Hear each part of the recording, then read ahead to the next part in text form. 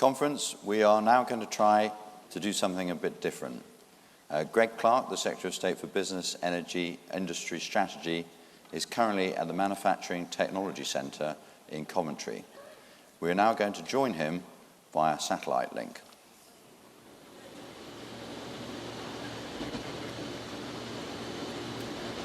Thank you, James. In my job, I spend a lot of time visiting businesses up and down the country. And so I wanted conference to see what I see and meet some of the people that I meet. And so we're here live at the Manufacturing Technology Centre, just outside Coventry, to talk about our industrial strategy and how it's helping us seize some of the amazing opportunities that are opening up before us today. So I'm with Neil, who helps run the MTC. Welcome back, Greg. It's good to be back. Now tell us, Neil, about the MTC and what it does for manufacturing in Britain today. Well, we're an independent research and technology organisation. We're a partnership between government, industry and academia, and we take those great ideas that come out of our academic base and we scale them up to the point where industry can actually use them. So it's about the D side of R&D. We've got a brilliant reputation for discovery, but sometimes we let slip through our fingers in the past the deployment of this technology. So you help with that here. Yeah, we develop the technology to the point where a business can actually use it and get it deployed on the factory floor and improve their productivity. And you say you work with businesses. How many businesses would you work with in Last year we worked with 500 different organisations, and 100 of those became industrial members who have a real long-term relationship with us where we help them develop their technology strategy. We've got behind us, I don't know whether the conference can see, two pretty big robots. Yeah. What's their role in advanced manufacturing? Well, robots and digitisation are a huge part of the future factory. So can I introduce you to Andy, who's one of the thought leaders in Europe on what the future factory looks like. So the factory of the future.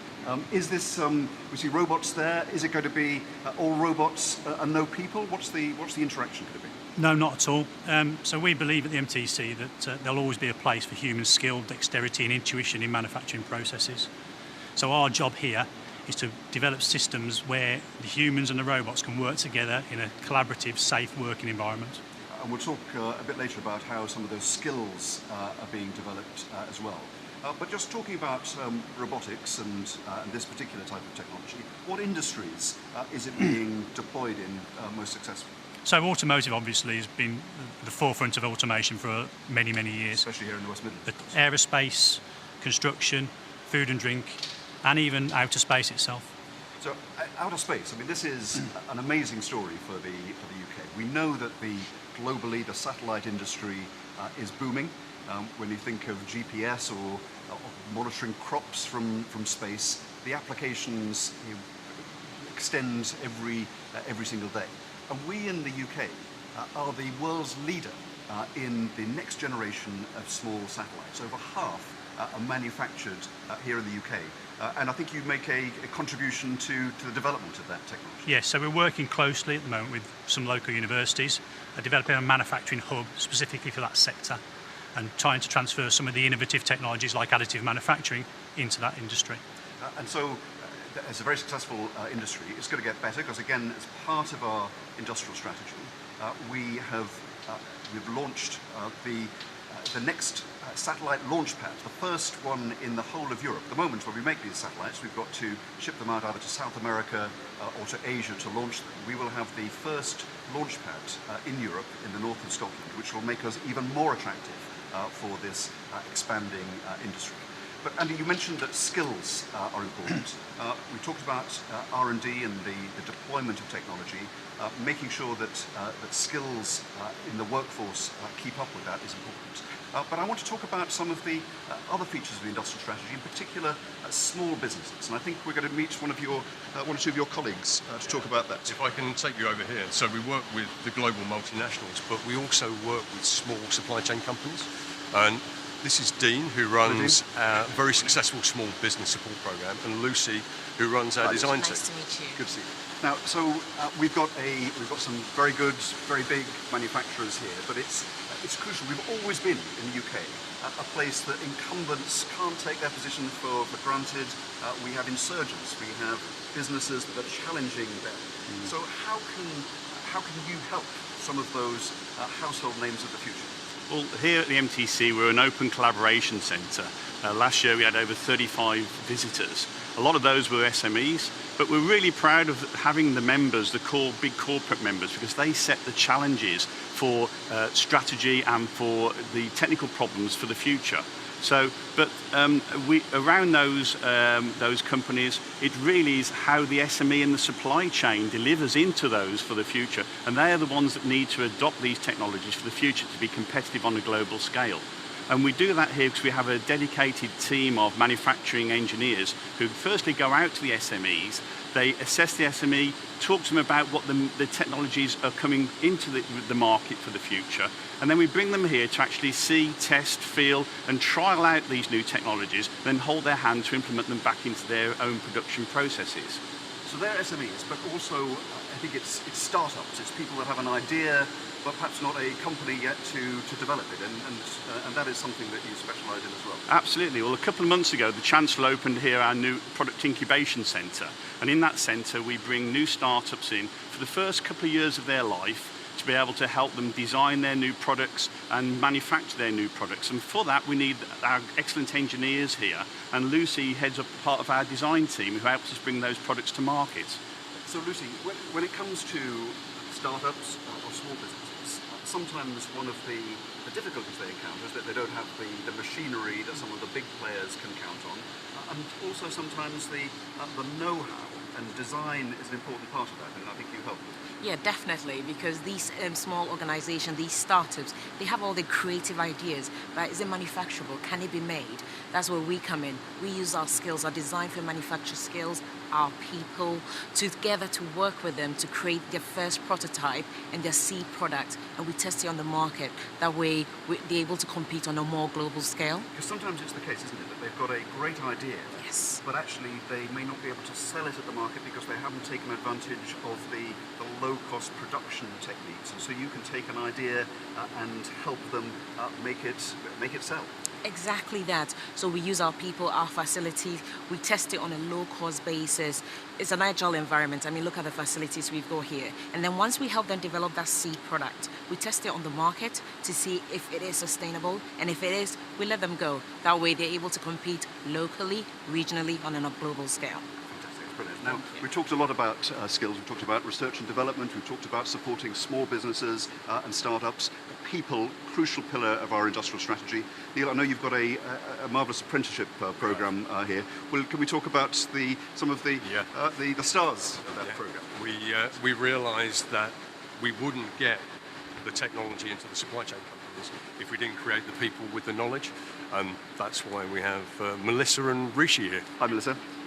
Hi, Rishi. Thanks for joining us this morning. Now, Melissa, you're in the second year, I think, of your apprenticeship. Now, Yes, I've just started. just started that. So Yeah. tell us how you chose to do an apprenticeship in engineering. What was in your mind when you chose that? So when I finished my GCSEs, I had to find out what I wanted to do afterwards. So I thought, what do I enjoy doing? I enjoy the practical work, the hands-on stuff. So when I was doing my research, I found out that engineering was what could help me out with that. So as I came here to MTC for an open evening, I saw what they did, I enjoyed the technology, I liked it, so I ended up coming here. Now, it's still sadly the case that there are more young women, more young men than young women that go into engineering. So what did your friends say when you said that you were going to be an engineer? Most of my friends were quite shocked, but it wasn't my friends that were mostly shocked. It was my mom that I had Your to mum? I had to convince her, because she still has that old-fashioned traditional thought that engineering is all mechanical, like you're underneath cars, fixing cars, surrounded by men, that it's a dirty industry. So I had to convince her, but I finally managed to convince her now, because the facilities here are so clean and great, and the technology is amazing, and I think that's something we need to get across to other young women out there, so that they can know that you can actually do a lot of other things here. So there's not much dirt, and there are men, but they're quite nice, and there are lots of women too. Exactly, yeah. Now, Rishi, you've just finished your apprenticeship. Absolutely, yeah. And congratulations on that. So what next for you? So I'm currently undertaking a degree with Warwick University, part-time. Part-time while you're working, so you're earning while you're learning, I Yeah, assume? absolutely. Yeah. And the next step for me is to become a technical specialist within the theme I work in, which is CNC machining, which is essentially computer numerically controlled machines. which is a form of subtractive manufacture. So it's directing the machine to cut away materials. Absolutely, yeah. Via Yeah. And that's one major technology. How does that take its position against additive manufacturing, laser printing and the creation of new products through printed parts? So Greg, we've realised here that we need the sort of skills that Rishi has to then convert into the engineers of the future for additive manufacturing. So additive will take a very strong position in the future manufacturing landscape, but we know that we need the CNC machining skills to then go into that additive manufacturing supply chain. So you do both? We do both, and we're developing those training courses now to convert people from one to the other. Well, great to meet you both, and good luck for the next stages in your careers. It's great to meet you. Now, we've talked about research and development, we've talked about helping small businesses, we've met some fantastic young people who are being trained in the skills of the future. Another important pillar of our industrial strategy is the importance of place.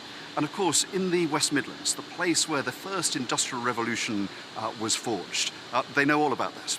And I've had the privilege of working very closely with our mayor of the West Midlands, Andy Street, and he's about to launch the West Midlands Industrial Strategy, which is part of our overall industrial strategy, and he's here with me today to say a bit about what it contains. Good morning, Greg. Great to be here.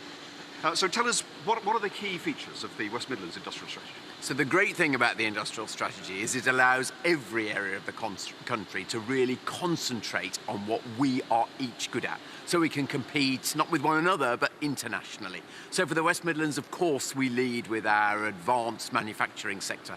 We're famous, of course, for car manufacturers, but also for aerospace sector, but it's not just about manufacturing in the West Midlands. So we've got great businesses as well in the professional services sector, creative businesses, and some parts of life sciences. So we're getting behind all of those. One of the things that we've, I think, both recognise is having a plan, having a long-term plan, while it's there for the long term, can have short-term benefits, and we had some good news on that just a couple of weeks ago. We did, and it's an interesting case where the government can begin something off in a sort of catalytic way, then private business responds to that. So nearly 12 months ago now, Coventry was successful in the competition to be the centre of the UK Battery Institute, and what that's going to be is really about electric vehicle production. So the government put its cash down, but just a couple of weeks ago, as you say, we heard that a combination of Unipart and Williams, great private sector companies, said they'd be investing in their own manufacturing as well. So it begins that cluster, that idea of a new industry being based here. Well, it was a great announcement. We've got more to come on that, and of course, not just in automotive. On the back of the life sciences part of the industrial strategy, we had a major commitment from the global life sciences company, MSD, to invest for the future on the basis of that strategy. It's great to have you here today, Andy. Thank you. Outside Coventry. It's been fantastic to see everything come to life here on the shop floor. We'll have lots of discussions about Brexit this week. But for me, one of the most exciting features of the times ahead of us are the colossal opportunities that we have during an industrial revolution that in many ways is the equal of the first industrial revolution that took place here in the West Midlands and across the UK. If we think about some of the changes that are taking place in almost every industry in the world, artificial intelligence and the analysis of data, the future of mobilities, electric vehicles, autonomous vehicles, the astonishing breakthroughs in medical science, and the change in almost every country in the world, from polluting sources of power and its use to clean energy. And in each of these areas, in each of these four grand challenges that the world is facing, the UK has a leading position, and it's one that we must capitalise on during the years ahead. The industrial strategy is precisely forged to enable us to do that. It's been great to be here to see that and to talk about its application in practice today. Thank you for joining us. I'm going to hand back, James, to you in the hall, but thank you to all colleagues in the hall for seeing a bit of what's going on here just outside Coventry, in Anstey, just outside Coventry, in the West Midlands this morning.